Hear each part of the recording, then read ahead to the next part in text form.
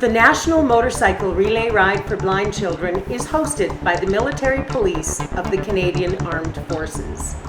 The only registered charity of the Canadian Armed Forces, the Military Police Fund for Blind Children, works hard to raise money to support Canadian children 21 years of age and younger who have visual impairments. They send these young people to space camp, help with specialized educational tools, and so much more. The military police host and administer the ride.